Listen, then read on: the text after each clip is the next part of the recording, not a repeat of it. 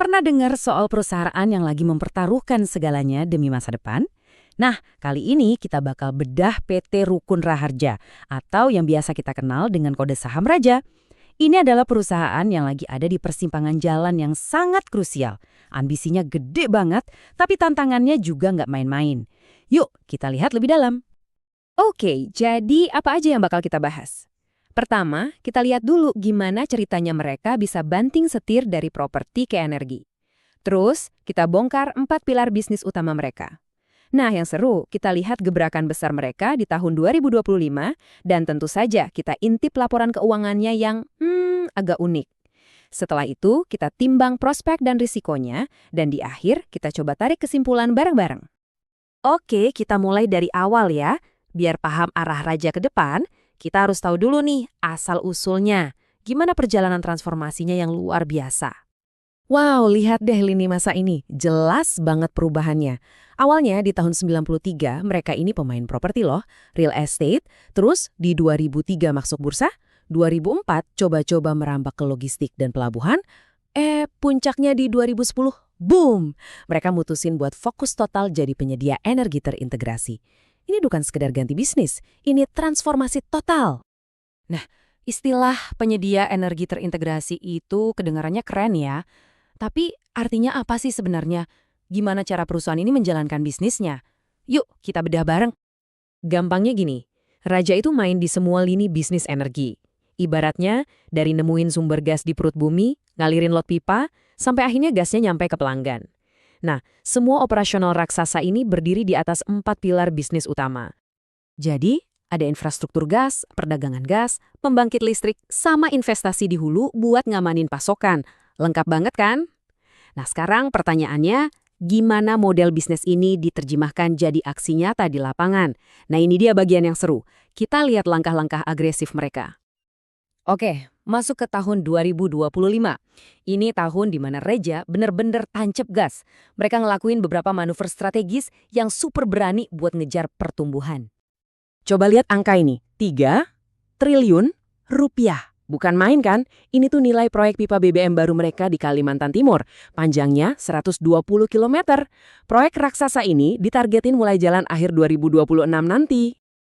Nggak cuma itu, mereka juga dapat suntikan dana segar nih, 624,46 miliar rupiah.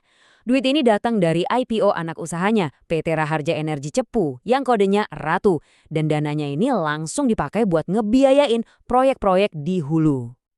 Dan buat mastiin semua proyek ekspansi ini jalan terus, mereka udah nyiapin dana belanja modal atau yang biasa disebut CapEx sebesar 50-60 juta dolar AS buat tahun 2026. Wah, kelihatan banget kan keseriusan mereka? Nah, sekarang kita sampai ke bagian yang paling bikin penasaran. Dengan semua belanja dan proyek raksasa tadi, gimana sih kondisi dompetnya Raja? Disinilah ceritanya jadi menarik dan sedikit kontradiktif. Ini dia nih plot twistnya. Pendapatan mereka berhasil naik.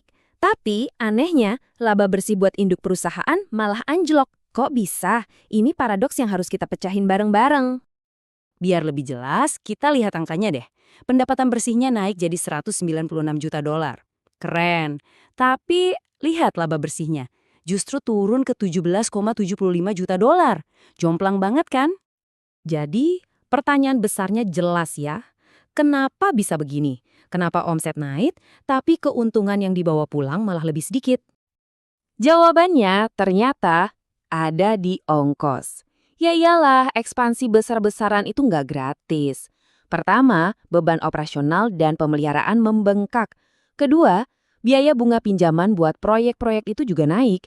Ketiga, aset-aset baru kan ada biaya depresiasinya.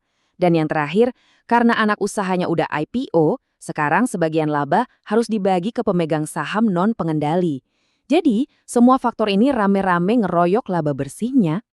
Nah, dengan kondisi keuangan yang naik turun kayak gini, wajar aja kalau para analis di pasar jadi beda pendapat soal masa depan Raja. Ada kubu yang optimis nih, kayak Juan Harahap dari Samuel Sekuritas. Dia merekomendasikan buy atau beli. Logikanya, semua investasi besar ini adalah modal buat panen besar di masa depan. Jadi sabar aja. Tapi ada juga kubu yang lebih hati-hati. Contohnya Soekarno Alatas dari Kiwom Sekuritas. Dia lebih menyarankan hold atau tahan. Kenapa? Karena mereka lihat ada risiko jangka pendek dan margin keuntungan yang lagi tertekan sekarang ini. Jadi, ya, ini benar-benar kayak dua sisi koin. Di satu sisi, ada peluang emas kalau semua proyek barunya nanti sukses dan mulai ngasilin duit. Tapi di sisi lain, risikonya juga nggak bisa dianggap enteng. Harga minyak dan gas kan naik turun, proyek bisa aja molor, belum lagi kalau ada perubahan aturan dari pemerintah. Semuanya harus dipertimbangkan. Oke, setelah kita bongkar semuanya, dari sejarah sampai laporan keuangan, terus apa dong kesimpulannya? Apa inti cerita dari Raja saat ini? Intinya begini, Raja lagi ada di titik yang super krusial. Mereka lagi melakukan sebuah strategi klasik dalam bisnis, sakit-sakit dahulu, bersenang-senang kemudian. Mereka rela mengorbankan profit sekarang demi pertumbuhan yang jauh lebih besar di masa depan. Ini adalah pertaruhan besar untuk jadi pemimpin pasar. Kunci suksesnya ada di eksekusi proyek-proyek raksasa mereka dalam 1-2 tahun ke depan. Itulah yang akan menentukan apakah pertaruhan besar ini bakal berhasil atau malah sebaliknya. Jadi pertanyaan penutupnya buat kita semua, dengan ambisi sebesar ini dan tantangan yang juga nggak kalah besar, kira-kira mampukah Raja bertransformasi jadi raksasa energi regional? Yah, cuma waktu yang bisa kasih kita jawabannya.